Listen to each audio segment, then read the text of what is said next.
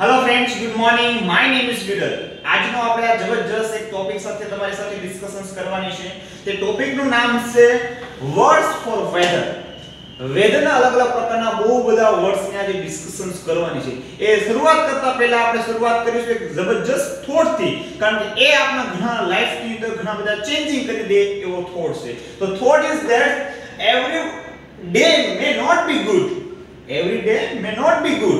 બધા દિવસો સારા નથી હોતા. But there is a something good in the every day. પણ દરરોજ કઈક ને કઈક તો સારું બનતું હોય છે. તો એનો મતલબ આ દરરોજ ભલે કઈક ખરાબ દિવસો આપણા જતા હોય, પરંતુ કઈક એમાંથી એક સારી વસ્તુ આપણે એક્સેપ્ટ કરવાનો પ્રયત્ન કરીએ અને જો એ સ્વીકારતા થઈ ગયા ને, then life will be too beautiful. Main topic ઉપર આવીએ. આપણે વેધર અલગ અલગ પ્રકારના જોવાના છે.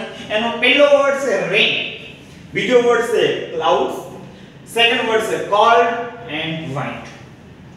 But most important that is rain.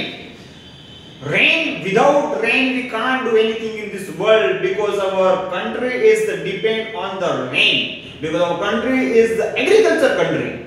So it's quite necessary for everybody's, for Indian people.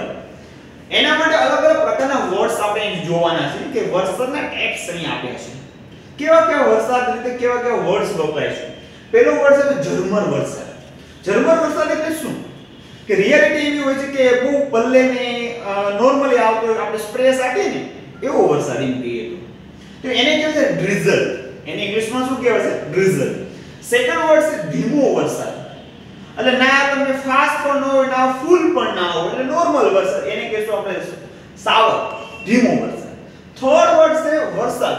વરસાદની ઇંગ્લિશમાં કહેવાય રેન. ત્યાર પછી આવશે ધોધમાર વરસાદ. આ લાસ્ટ સિઝનમાં આપણે બનેલું એવું કે 1-2 મિનિટ બાદ આપણે પલ્લી પણ જઈએ ફાસ્ટ, હજી ઊભા રહેવાનો પ્રયત્ન કરતા તો પલ્લી ગયા હોય, તો પૂરું પણ થઈ ગયું, એટલે ધોધમાર વરસાદ. એના માટે આવશે ડાઉનપોર. શું આવશે? ડાઉનપોર. અને જો ધોધમાર વરસાદ આવે ને તો પૂર 100% આવે એવું હોય છે, હે ને? તો એના માટે આવશે ફ્લડ. એના માટે આવશે ફ્લડ. ત્યાર પછીનો નેક્સ્ટ વર્ડ છે ક્લાઉડ્સ. વાદળછાયું વાતાવરણ હોય, વાદળાઓ હોય, એમાં અલગ અલગના ટાઈપના છે. તો કેવા વર્ડ્સ છે જાણવા છે આપણે. એક તો વાદળછાયું વાતાવરણ, અંધકારમય, અંધારું લાગતું, હજી હોય દિવસ પણ લાગે અંધારું. ત્યાર પછી ધુમ્મસ વાળું, સવાર વહેલી સવારમાં આપણે જોતા હોઈએ છીએ. ત્યારબાદ વાદળછાયું ઝાંખું દેખાતું હોય. ત્યારબાદ સ્પષ્ટ આમ ક્લીન હોય, આકાશ આખું ક્લીન દેખાતું હોય. એના માટે પણ આવા અલગ અલગ વર્ડ્સ મૂક્યા છે. તો વાદળછાયું વાતાવરણને શું ઇંગ્લિશમાં કહેવાય? ક્લાઉડી. શું કહેવાય? ક્લાઉડી. ત્યાર પછી અંધકારમય, ગ્લુમી. શું આવશે? ગ્લુમી. ત્યારબાદ ધુમ્મસ વાળું, ફોગી. એના પર સ્પ્રેડ, ફોગ. ત્યાર પછી વાદળછાયું ઝાંખું, ઓવરકાસ્ટ. શું આવશે? ઓવરકાસ્ટ. અને ત્યાર પછી સ્પષ્ટ, ક્લીન. આપણે ક્લીન કેવું ચોખ્ખું છે, એના માટે વર્ડ છે ક્લીન. ત્યાર પછી નેક્સ્ટ આપણો ટોપિક છે કોલ્ડ, ઠંડા. એમાં અલગ અલગ પ્રકારના ઘણા બધા વર્ડ છે. એમાં કે કરા પડતા હોય વરસાદના, કરાનો વરસાદ હોય, બરફ હોય, હિમવર્ષા હોય, બરફ વર્ષા હોય, સાથે વાવાઝોડું પણ હોય. આવા અલગ અલગ પ્રકારના વર્ડ છે આપણા માટે બહુ લાભદાયી છે અને શીખવા લાયક છે અને ક્યારેક આપણે કામ પણ આવતા હોય છે. એમાં પહેલો વર્ડ છે કરા. કરા એટલે હેલ્પ. કરા એટલે હેલ્પ. ત્યાર પછી કરાનો વરસાદ, સ્લીપ.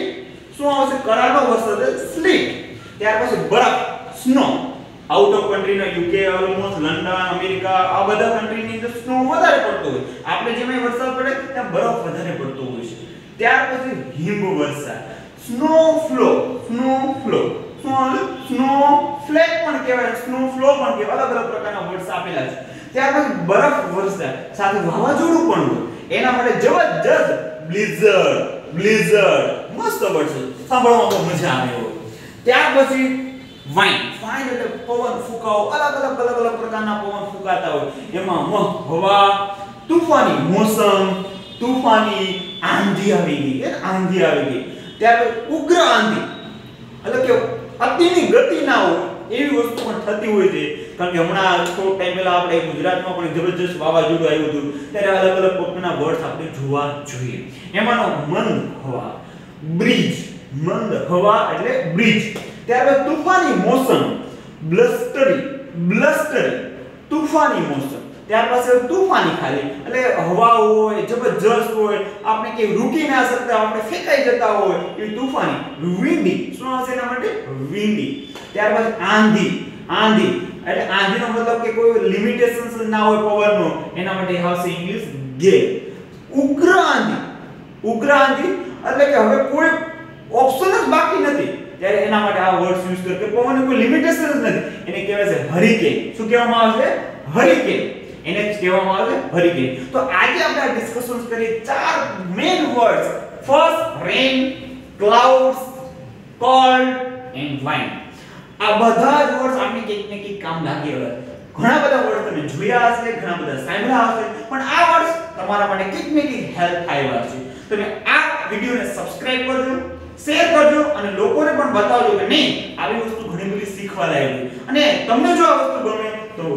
પ્લીઝ એક લાઈક કરજો એનાથી તમને પણ બહુ બધા ફાયદા થવાના છે અને અમને પણ થવાના થેન્ક યુ વેરી મચ